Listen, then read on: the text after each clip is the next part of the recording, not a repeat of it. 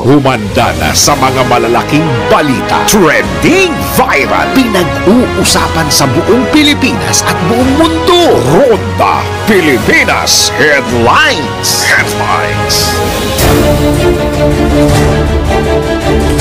Silipin na po natin ang ulo ng mga balita. Ronda Pilipinas. Taiwan niyanig ng magnitude 7.2 na lindol. VBOX naglabas na ng tsunami alert. Ronda Pilipinas. Bilang na tinamaan ng pertussis sa bansa sumampa na sa mahigit 800 death toll. Umakyat na sa halos 50 ayon sa DOA. Ronda Pilipinas. 5 lugar sa bansa posibleng umabot sa dangerous heat index ngayong araw. Ronda Pilipinas. Water crisis sa Cebu, mahigpit ng tinutugunan ng city government. Ronda Pilipinas. Balita naman sa ibayang dagat, 6 patay, 14 sugatan sa aksidente sa Iraq. Ronda Pilipinas. Sa sports, Japet Aguilar at Mason Amos kinuha bilang reserve player ng Gilas Pilipinas. Ronda Pilipinas. Sa showbiz, Heart Evangelista nagbigay ng welcome message kay Marian Rivera sa pagbabalik nito sa teleserye. Ronda Pilipinas. Pagpupuyat, nakatataba nga ba? Tara, let's prove it. Ronda Pilipinas. Police sa checkpoint, nanira ng parte ng iyong sasakyan o motorsiklo. Nako, bawal ito. Ronda Pilipinas. Ang mga malalaking mga balita, ang mga matitinding mga pinag-uusapan, ang mga maiinit at pinagtatalunang mga issue. Lahat hagip, lahat malalaman. Hindi lang sa buong Metro at Mega Manila. Kasama na ang buong Pilipinas. Hahagupit na ang mga malalaking issue sa Ronda Pilipinas. Live na live sa DWIZ AM Metro at Mega Manila. Naka-live din sa DWIZ News FM Regional Stations. Naka-live din sa Radyo Ronda AM Radio sa Pilipinas. Live ding mapapanood sa Aliw 23 Free TV. At naka-live din sa lahat ng DWIZ Digital News accounts, Facebook, YouTube at DWIZ News website.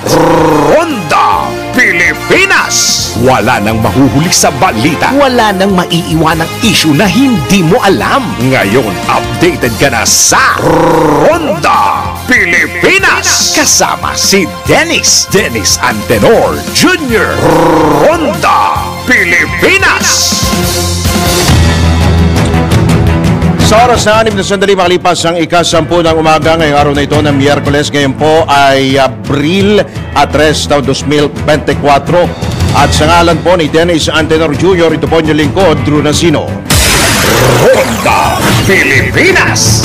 At sa detalye nga po ng mga balita, niyanig ng magnitude 7.2 na lindol ang Taiwan kaninang mag-aalas 8 ng umaga. Nakunan sa video ang pagbagsak nga ng mga gusali at paglikas ng mga residente. Kasunod dito ay nag-issue na ng tsunami alert ang mga karatig bansa nitong Japan matapos nga ang forecast na maaring maranasan ang tsunami na aabot sa 3 metro ang taas ng alon. Inaalam pa ang kabuuang pinsala ng nasabing lindol. Pero maidagdag lamang ho natin dyan, batay ho ito sa Taiwan Meteorological Agency po ay magnitude 7.2 po yung lakas.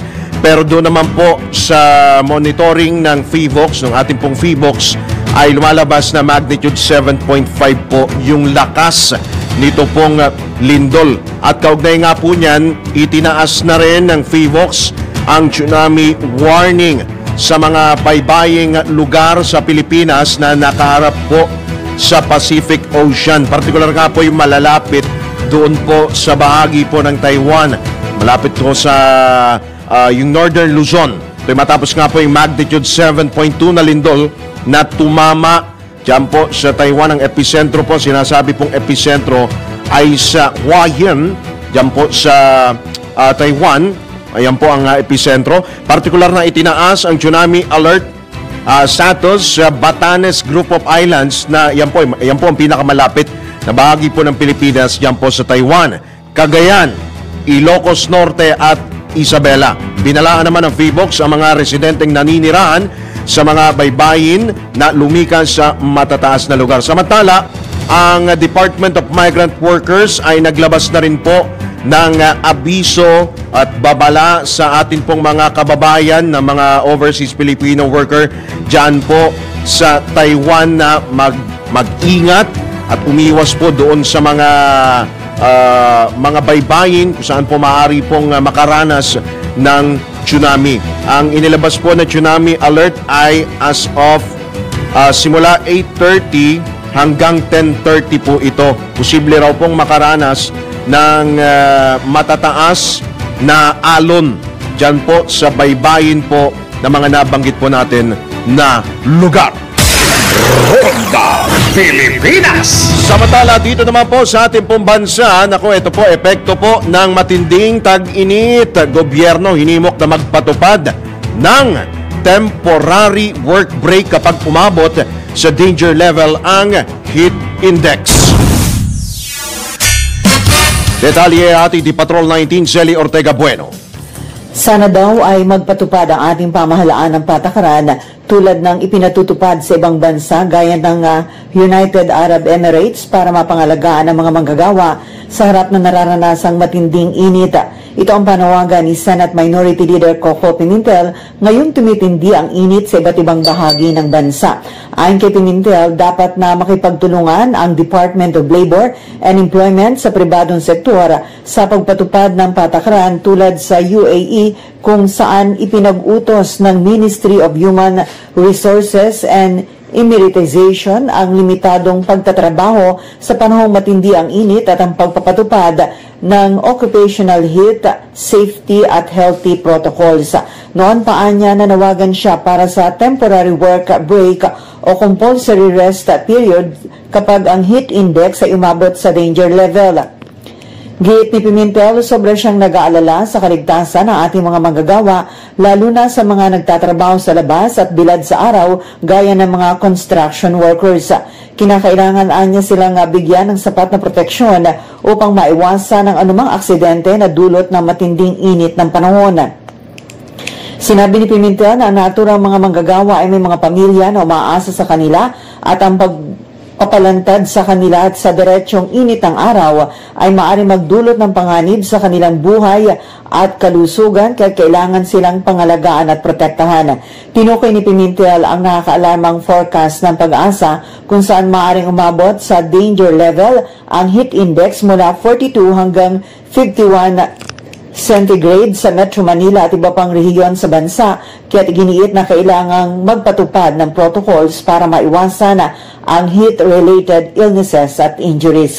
Samantala, ngayong araw na ito ay sisimulan na ng Senate Committee on Environment kasama ang Senate Committee on Tourism na iimbisigahan ang issue may kaugnayan sa itinayong resort sa Chocolate Hills sa Bohol. Ito sa Patrol 19, Sally Ortega Bueno. Para sa DWIC, nagbabalita ng tama, naglilingkod ng tama. Kapag may bagong balita, naka-on-air, agad-agad, DWIC Patrol Report! Bukod po sa init ng panahon, binabantayan din po ng pamahalaan yung pertussis cases. At speaking of pertussis cases, sumampa na sa 862 ang kaso ng pertussis o tusperina sa bansa ngayong taon, kung saan 49, kabilang na po dyan ang 49 na nasawi. Dahil dito, binigyang diin ni Health Secretary Ted Herbosa ang pangangailangang matugunan ang nasabing sakit mula sa pagkalat nito. Batay sa datos ng DOH, pinakamaraming kaso ng tusperina o whooping cough ang naitala sa Mimaropa, Metro Manila, Central Luzon, Central Visayas at Western Visayas regions. Mayorya ng mga kasong ito, nakatumbas ng 79% ay kinasasangkutan ng mga batang wala pang 5 taong gulang.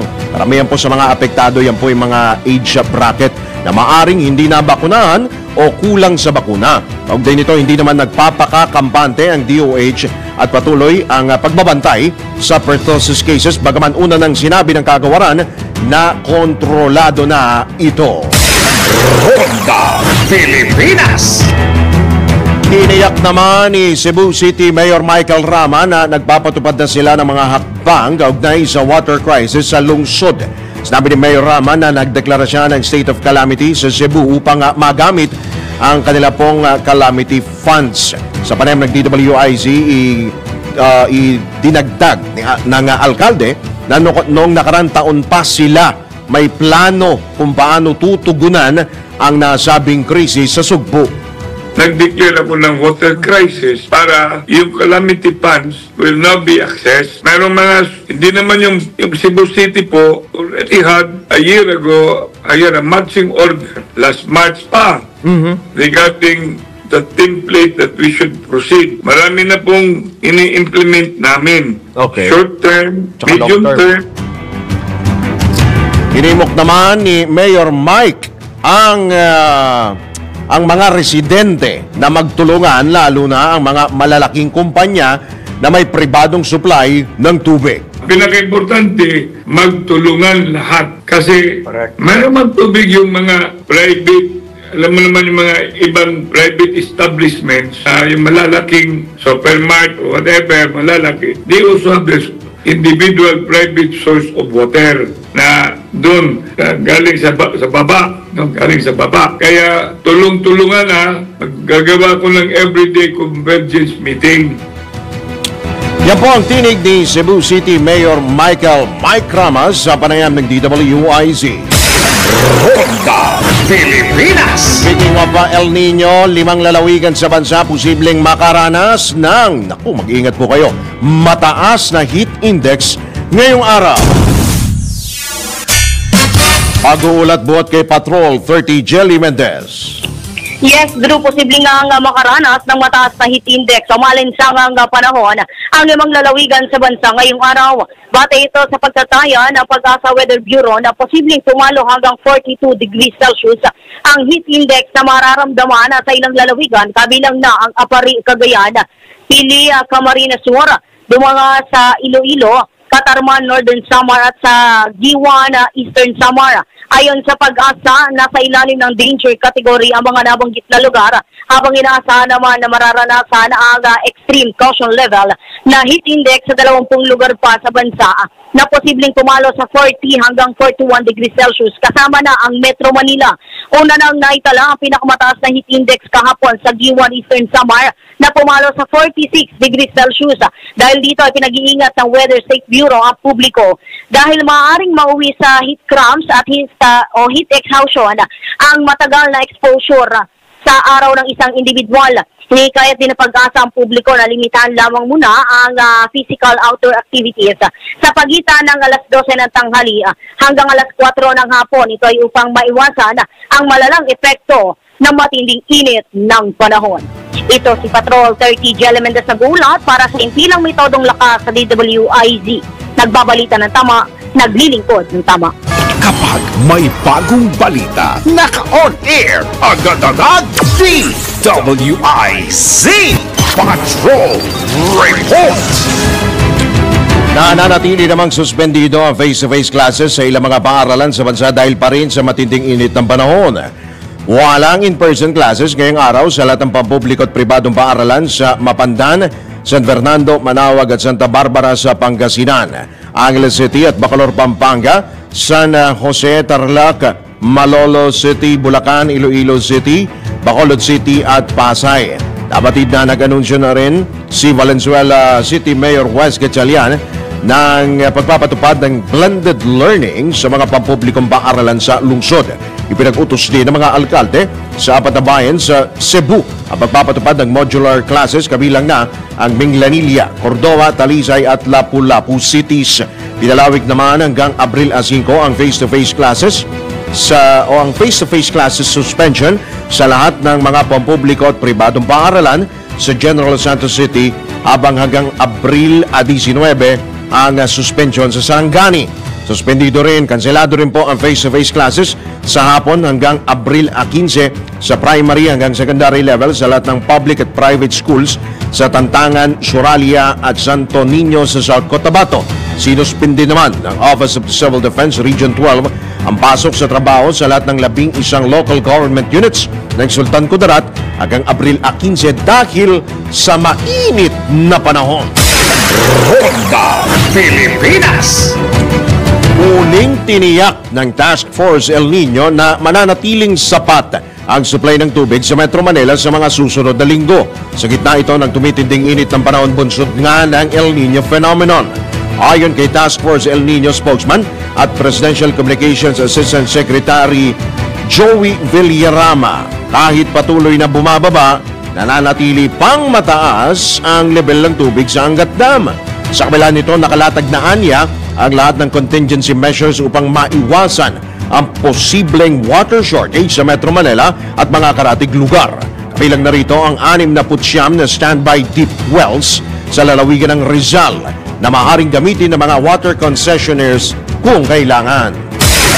Ronda Pilipinas. Samantala, COMELEC nilinaw na internet voting ang pangunahing paraan ng pagboto ng mga overseas Filipinos sa 2025 midterm election. Mabuha nagdetalye buhat kay Patrol 5 Aya Yupango. Nilinaw ng Commission on Elections o COMELEC na internet voting ang pangunahing paraan ng pagboto na gagamitin ng mga overseas Filipinos sa 2025 midterm elections.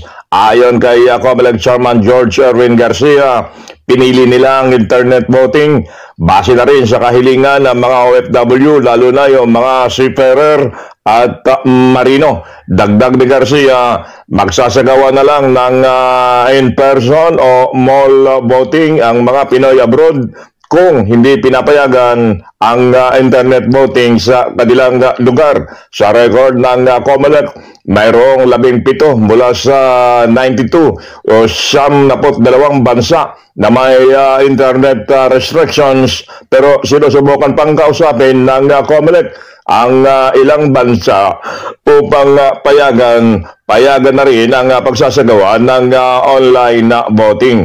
Ito yung Bato number 5. Ay, yung pang kaparasan ka naman ng lakas, DWIC, na mabalita ng tama, naglilingkod ng tama. Ronda Pilipinas. PNP gagamit na ng mga civilian expert kontra cybercrime. Ang report naman buhat kay Patrol 17 Jopel Peleño. Handa ang pambansang pulisya na mag-hire o kumuha ng mga civilian expert upang mapaigting pa ang mga hakbangin kontra cybercrimes.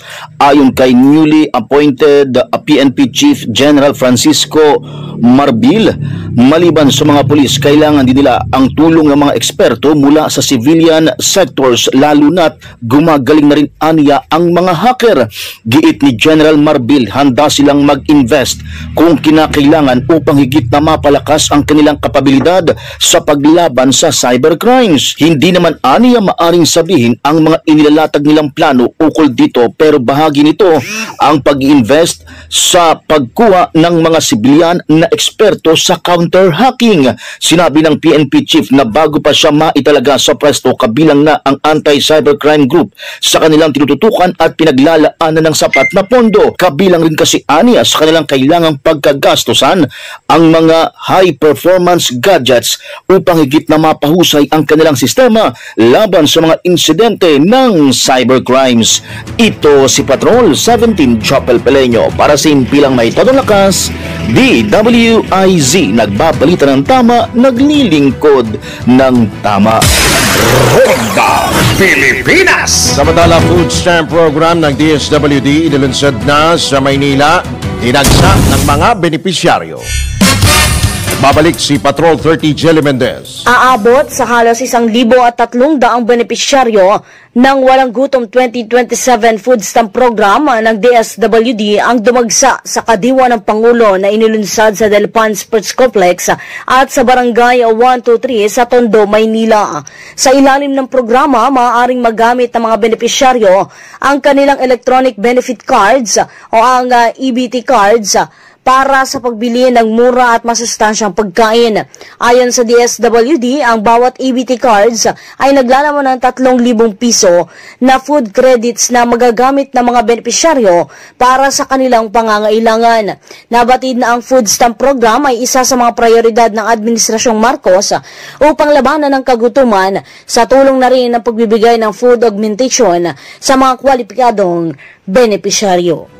Ito si Patrol 30 Jelly Mendez nag-uulat para sa impilang may todong lakas sa DWIZ.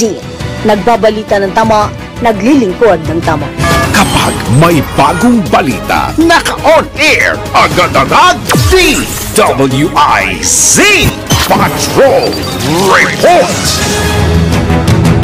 Sa Madala, ito, pepreno lamang muna ho ako, Ate Juday, Ate Iyas, pepreno muna ako. Opo, preno, konting-konti lang naman po.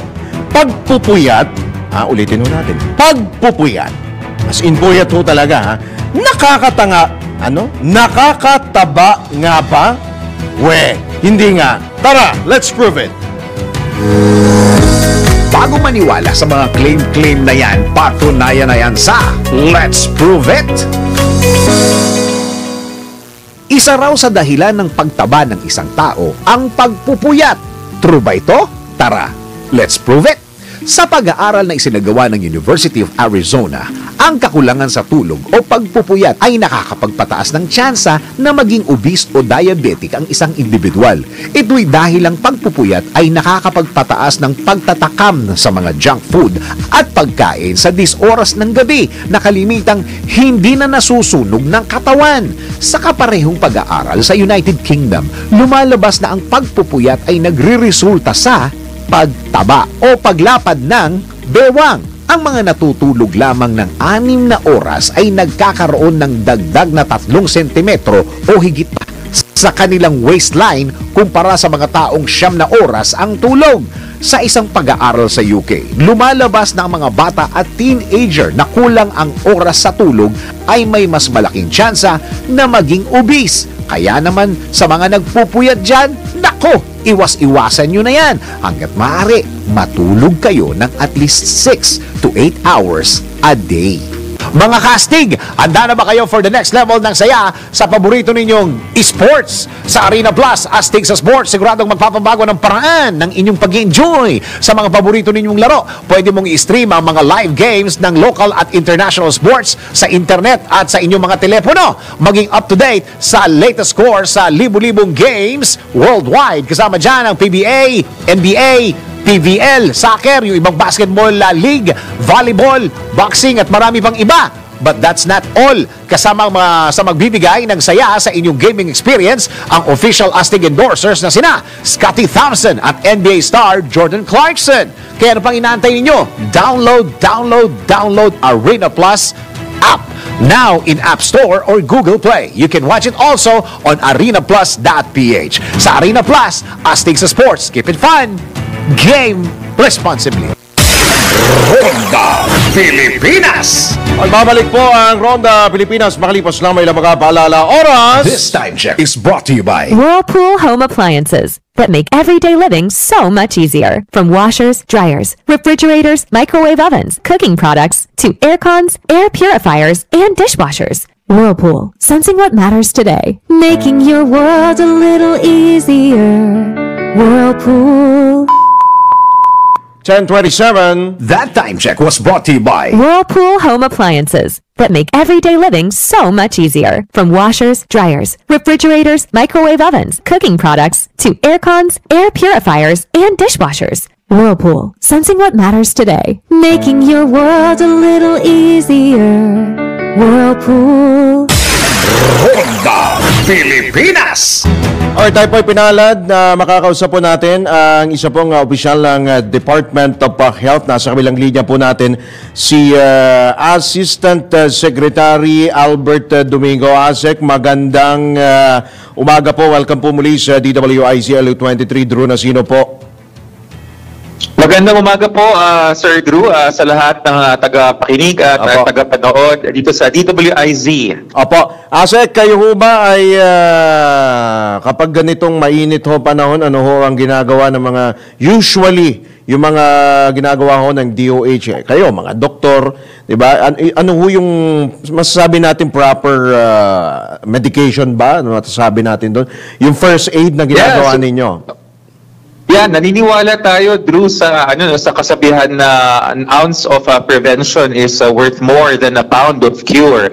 At sa ganong gawi, kami po ay nag-aabiso lagi at kami rin ginagawa namin na sa panahon ng ganitong sobrang init ng panahon at mataas yung heat index natin na minsan nagiging danger zone, no? Okay. Kailangan talaga dalawang bagay. Una, umiwas or umalis sa init at sinag ng araw. Ang oras ay alas 10 ng umaga hanggang alas 4 ng hapon, 10 o'clock in the morning to 4 in the afternoon, kasi yun yung kasagsagan. So huwag tayo nagbibilad kung kaya nating umiwas, no? Kung tayo naman ay hindi makaiwas, kung tayo ay nagtatrabaho tulad sa construction, sa traffic enforcement na nasa bilad tayo ng araw, kailangan po tayo magkaroon ng mga breaks. At ikalawang bagay, lagi tayo mag-hydrate, no? Paulit-ulit namin po pinapaalala, pero napakasimple ngunit napaka-importante, malinis na tubig na ating pwedeng inumin sa buong araw.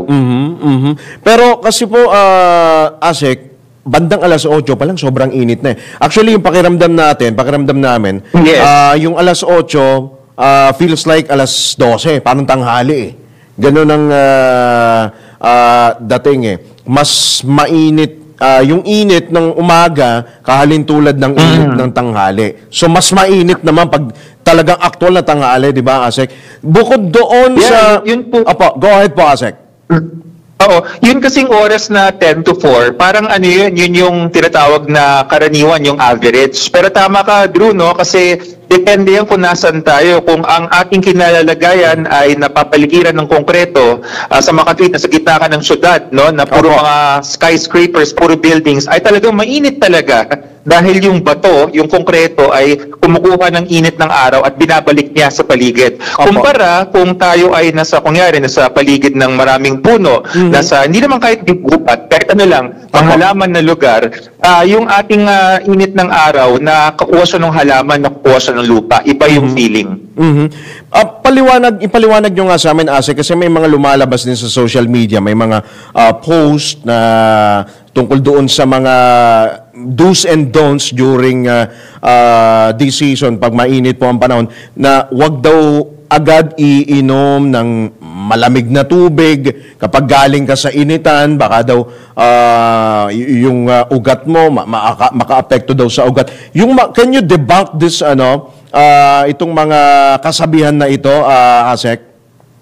Yes, yan po ay talagang mainit na fake news. No? So yung pong paulit, opo, ano na po yan, sabi nga namin, bumenta na to eh. 2021, 2020 pa ho yan. No? Nung panahon nung COVID, tumikot na yung balita na yan. Ang maraming ibang versions yan eh, pero ang suma total ang sinasabi, wag daw uminom ng malamig na tubig. Ang sagot namin, hindi. Yun nga ang first aid eh. Ang heat stroke, ang heat exhaustion, at ang heat cramps, yung tatlong heat na yan, meron nga silang heat. So, anong kalaban ng heat? Cold.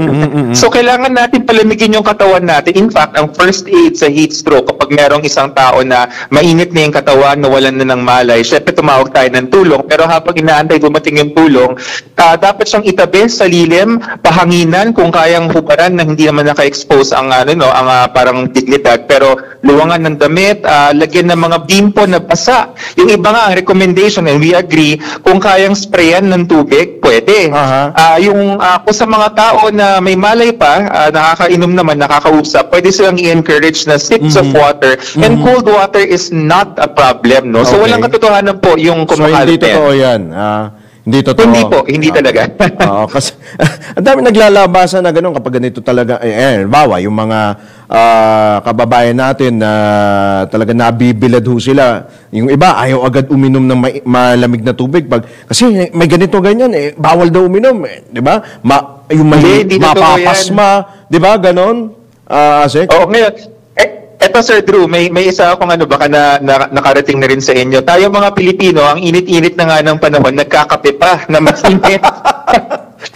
pero ako kasama po ako doon, ang advice po namin dyan sa DOH, wala naman problema uminom ng mainit na kape. Pumili lang po ng oras. So kung ito ay madaling araw, di ba? Wala pang sikat ng araw, alas 6 bagong gising. Okay lang yun. Wala problema, masarap talaga. Okay lang yun.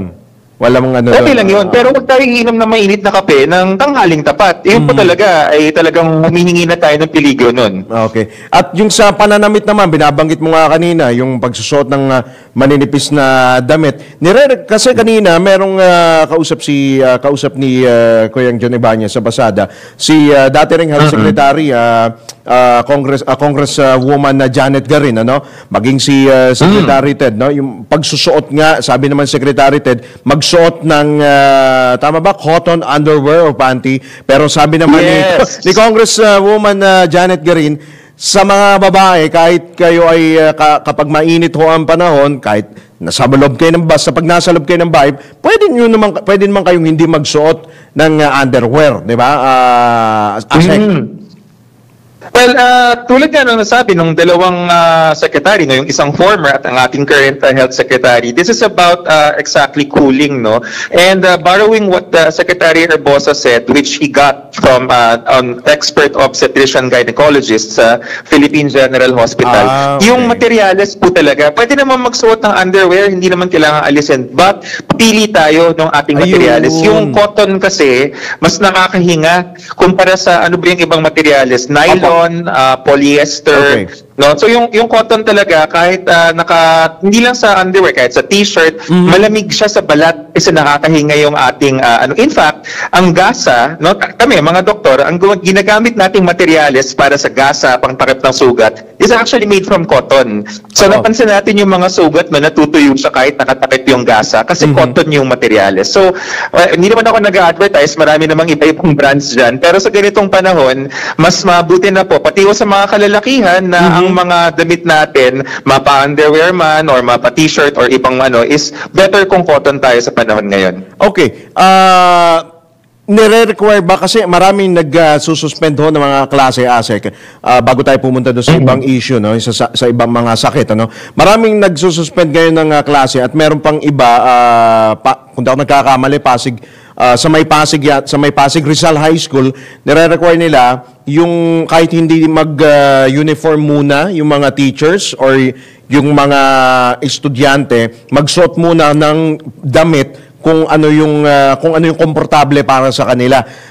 Kayo ho, bilang nasa medical field, nasa DOH po kayo, ano ang maipapayo po ninyo doon po sa ating mga guro, sa mga principal, mga estudyante at sa iba pa hong mga LGU sa pagsusuot po ng kanila pong mga kung uniform o meron silang mas manipis na uniform, ASEC? Yes, that's a very good call on the part of the schools. Of course, we will always defer to the DepEd for the guidelines. Pero maintindihan namin na to certain extent, meron silang flexibility. Okay. And kami bilang mga medical doctors and also health practitioners, ang general rule nga is pag ang ventilasyon ay mas maganda at ang kulay ay dapat lighter, no? Umiwas tayo sa madidilim na kulay ng damit. Mas maganda po yun sa panahon ng tag-init. In fact, yan nga ang sekreto kung bakit, di ba, dito sa ating bansa, sa Pilipinas, ang barong Tagalog, no, hindi naman kailangan yung tinya. Pero ibig sabihin sa trabaho, mas komportable pero formal. It is actually made for our cultural and environmental setting. Na tayo pa rin ay formal, nasa opisina, mga executive, or kahit hindi executive, yung nakapolo barong. Pero okay yun. So usapin ng mga eskwelahan, mga uniform, may narinig na po kami, I forgot the name of the school, na parang nagkukusa na yung principal upon authorization of DepEd na nire-redesign nila yung uniform. Umiwas na siguro tayo dun sa mga uniform na makakapal yung tela or worse, yung kulay ay madilim, no? Parang dark blue. Parang wala ho tayo sa Europa, nasa po tayo, napakagandang bahagi ng mundo, tropical, dapat ang natin, ang ating mga pananamit. Oo, ibagay natin sa ating panahon. Alright, nako. Bukod doon, ASEC, dito tayo sa mga sakit usually kapag ganitong tag-init. Ano? Pero itong sa pertussis naman, ASEC, umabot na po sa 862 cases. Ngayong taon po ito. Usually ba, ASEC, ano ho ba ang cause nito pong, ano ho ba yung sanhi nito pong pertussis? May kaugnayan ho ba ito sa panahon? Pero ang pagkakaalam ko, for the last years, pangkaraniwang ubo lang yan nagulat nga ako, may pertussis pa lang ganon, may tusperina pala na so ganon. ang pertussis sa Tagalog yan, alam to ng mga lalo na yung mas nakatatanda sa atin, yung dalahit, ubong dalahit or ubong may dalahit or isa pang pangalan sa Tagalog, tusperina. So itong yung pertussis, ang kanyang dahilan ay ang mikrobyo na Bordetella pertussis. Wala siyang pinipili na panahon, mapainit, mapalamig, meron siya. Ang dahilan talaga kung bakit dumadami ang kaso ngayon is ang pagbabakuna, no? Medyo mababa ang vaccination coverage natin. Yung mga bata, nakita namin yun sa 862 cases na yan, no? Nung tinignan namin dyan, number one, 79% mas bata sa 5 years old. Mga bata talaga. Not even in school, younger than school age. Okay. Tapos, doon sa mga batang yan, 66% hindi bakunado or hindi maalala ng mga magulang kung nabakunahan sila. So, in other words, whether or not it's hot or cold, importante sa atin yung bakuna. Doon kami nagpo-focus ngayon. So, doon sa mga areas na napansin namin na mas tumaas yung bilang, doon namin inuuna na bakunahan. And then si Secretary Ted nag-instruct na, actually na-place na yung order a few weeks ago pa, na 3 million more doses of pertussis vaccine will be coming in. Okay, aside from vaccine, meron ho ba tayong maire-recommenda na first, sabi natin, home remedy? Preventive measures. Yeah, preventive measures. ASEC, halimbawa, yes. magsuob, ganun. Ano ba yun? Applicable ba yun? Hindi naman... Opo. Hindi kami nagre-recommend ng suob. It's more of ano ba kailangan nating iwasan? Kailangan nating iwasan yung hawa, no? So, number one, we are highly encouraging proper face mask usage. May mga usapin, ano ba, mandatory, voluntary, alam mo sagot namin sa DOH, gusto namin properly. Kasi kahit gawin yung mga mandatory, kung nakababa naman yung face mask sa ilong, walang kwenta rin. Kahit sabihin mo mandatory, nakapatong lang, may puwang sa gilid, walang kwenta rin, papasok yung mikrobyo. So, we want proper face mask wearing that is galing sa sa puso, meaning voluntary, gusto mo talaga magsuot, number one. Number two, para po sa ating mga magulang na may mga baby, wag ko muna nating para bang pabisitahin yung mga tao sa baby natin na hangga't hindi pa siya nababakunahan. I think yung mga magulang natin, alam yan na lalo na yung mga sanay na sa anak ko sa mga bulilit, hangga't hindi pa kompleto ang bakuna ng baby, hindi tayo dapat nagtatanggap ng bisita or kung sino-sino kasi hindi pa nga agad tayo matatanda. Oo, pwede natin, kasi hindi tayo masyado naapektuhan kasi baka bakunado na tayo, pero baka yung mikrobyo sumasakay sa atin, no? Tapos pag nag-kiss-kiss tayo, di ba? Ay, ang cute naman ni baby kiss. Pag kiss natin, nabigyan pa natin ng regalo ng Bordetella pertussis or ubong dalahit. So huwag muna, magpabakuna muna. Tapos pag sinabi na ng health center na kumpleto na yung shots, then go ahead, pwede na. Alright, naku. Baka meron pa ho kayong mga karagdagan po, mga panawagan na ASEC sa ating po mga kababayan, lalo po doon sa mga lugar na may na nakapagtatala po ng mga kaso po ng pertussis at iba pa hong mga sakit ngayon po tag-init, ASEC. Yeah, so nabanggit na natin yung prevention sa pertussis, no, yung ating pagsuot ng face mask, tayo maghugas ng kamay, etc. Papasadahan ko lang na mabilis, no, sa panahon ng tag-init, usong-uso rin ang pag-swimming. Mga kababayan, huwag po tayong huwag natin pabayaan ang ating mga alagang bata, no, na lumangoy ng mag-isa. Kasi ang kalaban natin ngayon, kahit ba sabihin mong batsa yan, kahit mababaw yan, kung maliit ang bata, konting taob lang, lunod. So huwag po nating hayaan ang mga bata na walang nakabantay. Kailangan nakatutok tayo. Number two, yung mga sakit tulad ng food poisoning, uso rin sa ngayon panahon, no? Kasi umiinit Yung mikrobyo mabilis kumalat sa tumubo sa pagkain. As much as possible, ang mga ihahaing natin, kung kayang umiwas muna sa masarasang pagkain, that's better. Kung tayo po ay pipili, mas maganda yung mga maaasim, adobo, paksiw, kasi ang mikrobyo hindi mabilis tumubo. Yes, mga ganyan. Tapos, siguro isa pang urgent reminder, sa mga lugar na ang tubig ay medyo nawawalan kasi mainit, no, tagtayo, minsan minsan sadyang pinapatayan tubig ng ilang oras. Pagbalik po ng tubig, hayaan nyo munang umagos yung tubig kasi minsan nagkakaroon ng seepage, contamination dun sa mga tubo. Gusto nating ma-flush out muna siya. At para sigurado tayo, wala namang mawawala sa atin. Pag drinking water, pang inom, pakuluan muna natin ng 2 minuto, palamigin, saka na natin inumin. Alright, sige, maraming salamat ASEC Albert Domingo sa inyo pong oras. Magandang umaga po sa inyo. Ingat po kayo, sir. Thank you, Drew. Salamat po. Magandang umaga sa lahat po. Okay, maraming salamat po. Yan po si Assistant Secretary Albert Domingo ng Department of Health. Samantala, meron ho tayong papapasukin po na isa pong nagmamadaling balita. DWIZ Flash Report. Mula kay Patrol 5, Aya Yupanco. Pinatitiyak ni House Committee on Basic Education Chairman Pasig City Congressman Roman Romulo na maibalik ang pagbubukas ng school year sa buwan ng Hunyo sa kapihan sa Manila Bay. Sinabi ni Congressman na Davao City Regional Trial Court Branch 12 laban kay Pastor Apollo Kibuloy sa kasong child abuse at sexual abuse. Batay sa kopya ng warrant of arrest na may petsang April 1, taong kasalukuyan na inilabas. Kasama rin sa ipinaaresto, pinadadampot ng korte yung 5 pang respondent sa kasong child abuse. Nilagdaan ni Presiding Judge Dante Baguio ang warrant of arrest na pinagbatayan din ang kawalan ng resolusyon sa motion for reconsideration ng kampo ni Kibuloy na pumipigil sa unang utos nito na arestuhin ang mga akusado noong March 24. Ito sa Patrol number 5. Ayaw pa ako para sa implementor ng lakas. DWIZ. Nababalita ng tama, naglilingkod ng tama. Kapag may bagong balita, naka-on air, agad-agad, DWIZ Patrol Report. Ito po magbabalik ang Ronda Pilipinas makalipas lamang ang ilang mga paalala oras. 12 minuto bago sumapit ang ganap na alas 11. Kung natin ang ilang mga pagulat mula sa labas ng impilan. Tanggap po tayo ng update kaugnay sa level ng tubig sa ilang dam, lalo po dyan sa Angat Dam. Nagbabalik si Patrol 30 Jelly Mendez. Patuloy sa pagbulusok ang level ng tubig sa mga dam bunsod ng epekto ng El Nino phenomenon. Sa datos ng Pag-asa Hydrometeorology Division, bumaba ang level ng tubig sa 7 dam sa bansa, partikular na ang Angat, Lamesa, Ambuklao, Binga, San Roque, Pantabangan at ang Kaliraya Dam.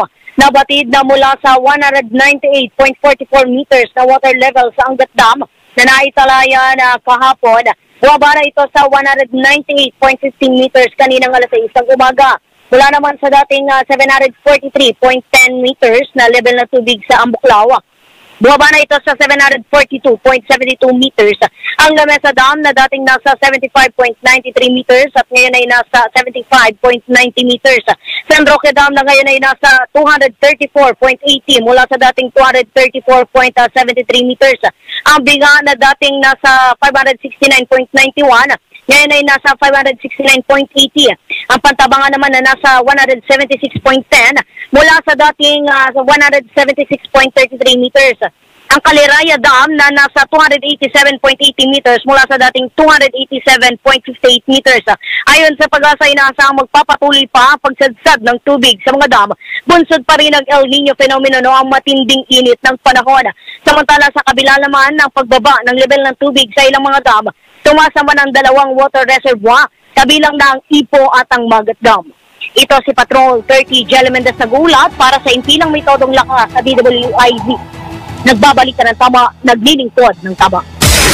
Ronda Pilipinas. Ito, bukod sa tubig po, tanggap po tayo ng update. Kaugnay pa rin po sa lindol, ang MECO nakatutok na po sa sitwasyon ng mga Pilipino dyan sa Taiwan. Patrol 5, Aya Yupanco sa detalye. Sinisikap na ng Manila Economic Cultural Office sa Taiwan na malaman ang sitwasyon ng mga Pilipino na naroon matapos yung magnitude 7.5 na lindol kaninang umaga. Ayon kay Alice Bisperas, Deputy Resident Representative ng MECO sa Taiwan, wala pa silang natatanggap na report kung may mga Pinoy nasugatan o nasawi matapos ang napakalakas na lindol. Sa ngayon, nagpapatuloy ang kanilang ugnayan sa mga Pinoy community sa Taiwan para alamin ang kanilang mga kalagayan. Sa hanay ng mga staff ng MECO, lahat sila ay ligtas at nasa mabuting kalagayan. Humihingi naman sila ng dasal sa kaligtasan ng lahat dahil hanggang sa ngayon ay may mga pagyanig pa silang nararanasan. Ito sa Batal number 5. Ayaw pa ako para sa implementar ng lakas. DWIC, nababalita ng tama, naglilingkod ng tama. Ronda Pilipinas! Dako naman tayo dyan sa Northern Luzon. Yung mga residente sa Cagayan Valley sinimulan ng palikasin dahil po matapos ang malakas na lindol sa Taiwan. Nalilikas po sila dahil sa posible pong epekto ng tsunami. Patrol 17, Jopel Pileño sa detalye. Naglabas na ng memorandum ang Cagayan Valley Disaster Risk Reduction and Management Council para sa kanilang mga local DRRMC offices upang agad na palikasin ang mga residenteng naninirahan malapit sa mga baybayin kasunod ng banta ng tsunami dahil sa nangyaring 7.5 magnitude na lindol sa Taiwan. Ayon sa NDRRMC, sinimulan na nilang palikasin ang mga residente na naninirahan malapit sa mga baybayin patungo sa mga matataas at malayong lugar nang sa gayoy matiyak ang kanilang kaligtasan. Base sa inilabas na ulat ng OCD Region 1, patuloy na isinasagawa ngayon ang preemptive evacuation mula sa mga area ng Pagudpod at Curimaw sa Ilocos Norte. Binigyan din ng paalala ng NDRRMC ang mga naninirahan malapit sa mga coastal areas na maging alerto sa sitwasyon at huwag nang pilitin na manatili sa mga low-lying areas o mga mabababang lugar. Ito si Patrol 17 Chopel Pileño para sa impilang may todong lakas, DWIZ, nagbabalita ng tama, naglilingkod ng tama. Kapag may bagong balita, naka-on air, agad-agad, DWIZ Patrol Report! Japet Aguilar at Mason Amos kinuha bilang mga alternate player ng Gilas Pilipinas. Sports Report mula kay Daryl Balagtas. Sa mundo ng palakasan, ang latest malalaman sa DWIZ Sports News.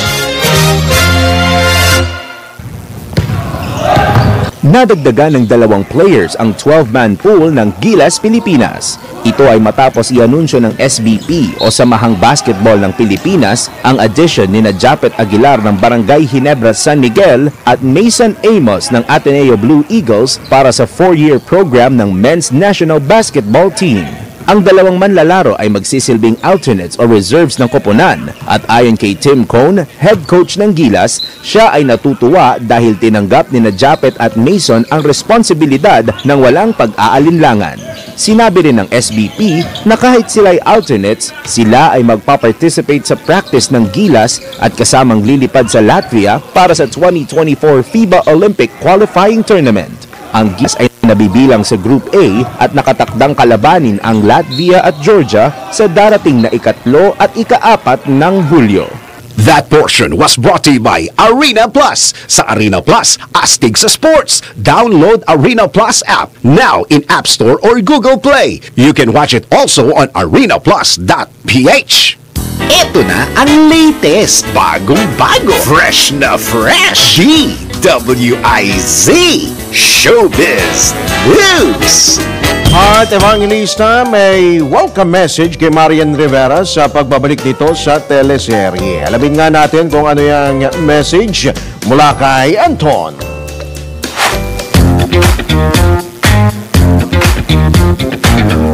Para sa aking balitang showbiz, talagang best of friends na sina Marian Rivera at Heart Evangelista.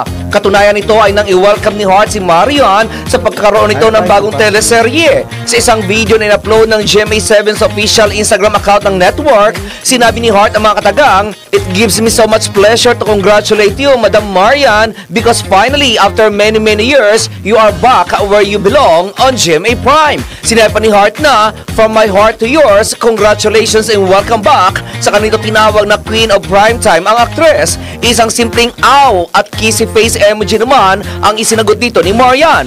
Kung matatandaan, kamakailan lamang ay nagkabati na ang dalawa nang makita ang mga ito na nag-uusap at nagyakapan noong December nakarang taon sa birthday bash ni GMA Network Chair at CEO na si Attorney Felipe Gozon matapos ang kanilang mahabang pagdededmahan. Mula noon ay nagsimula na mag-follow sa isa't isa ang dalawa sa Instagram at parehong madalas na nagko-comment sa kanilang mga post. At yan aking balitang showbiz para sa impilang metodong lakas, DWIZ. Ako si Anton, nagbabalita ng tama, naglilingkod ng tama. Ronda Pilipinas. Kaya sabi nila, say cheese, you can ding-dong my heart. Say cheese. Well, anyway, tayo naman po. Ako, eto sa mga bumabiyahe po police checkpoint, nanira ng parte ng iyong sasakyan o motorsiklo. Nako! Bawal po yan. Report mula kay Angelo Baino. Alamin kung bawal o hindi. Dahil kung di mo alam to, kaso ang kakaharapin mo sa NBI. Nako! Bawal ito! Hinaras ka ba ng pulis at sinira pa ang iyong personal properties? Nako! Bawal ito! Madalas magpatupad ng mga checkpoint ang Philippine National Police upang masigurong sumusunod ang mga tao sa mga batas na ipinapatupad sa lansangan. Ngunit paano kung sa checkpoint sinira ng pulis ang isang parte ng iyong sasakyan o motorsiklo dahil nakitaan ka ng violation? Nako, hindi pwede ito. Ayon sa Article 327 ng Revised Penal Code, kapag ikaw ay nanira ng gamit ng iba, maaari kang kasuhan ng malicious mischief. Pero hindi sa lahat ng pagkakataon dahil kinakailangang mapatunayang sinadya ang paninira. Tandaan na hindi kasama sa trabaho ng isang pulis ang manira ng gamit. Kaya maaaring maghain ng administrative case dahil ito ay halimbawa ng pang-aabuso. Kung hindi naman sinasadya na makasira, maaari namang managot ang pulis para sa danyos base sa Article 2176 ng Civil Code. Ang sinumang opisyal na mareklamo ay makukulong mula 1 araw hanggang 6 na taon, depende sa halaga ng kanyang nasira. Kaya naman, Chief, huwag masyadong mainit ang ulo. Trabaho lang, walang personalan. Hindi yung maninira ka pa ng gamit, tamang proseso lang para hindi ka masabihan ng nako, bawal ito. Ronda Pilipinas. Ay, bago tayo magpaalam, isa po muna patama ko at irespeto ang pagod ng isa't isa dahil lahat tayo ay may iba't ibang responsibilidad. At sa ngalan po ng buong tropa ng DWIZ Aliw 23, ito po yung lingkod sa ngalan din po ni Dennis Antenor Jr. True na sino nagbabalita ng tama, naglilingkod ng tama. Susunod na ang Yes Yes Yoto Pa Show kasama si Miss Juvie De Guzman. Ang mga malalaking mga balita, ang mga matitinding mga pinag-uusapan, ang mga maiinit at pinagtatalunang mga issue. Lahat hagip, lahat malalaman. Hindi lang sa buong Metro at Mega Manila. Kasama na ang buong Pilipinas. Hahagupit na ang mga malalaking issue sa Ronda Pilipinas. Live na live sa DWIZ AM Metro at Mega Manila. Naka-live din sa DWIZ News FM Regional Stations. Naka-live din sa Radyo Ronda AM Radio sa Pilipinas. Live ding mapapanood sa Aliw 23 Free TV. At naka-live din sa lahat ng DWIZ Digital News accounts, Facebook, YouTube at DWIZ News website. Ronda Pilipinas.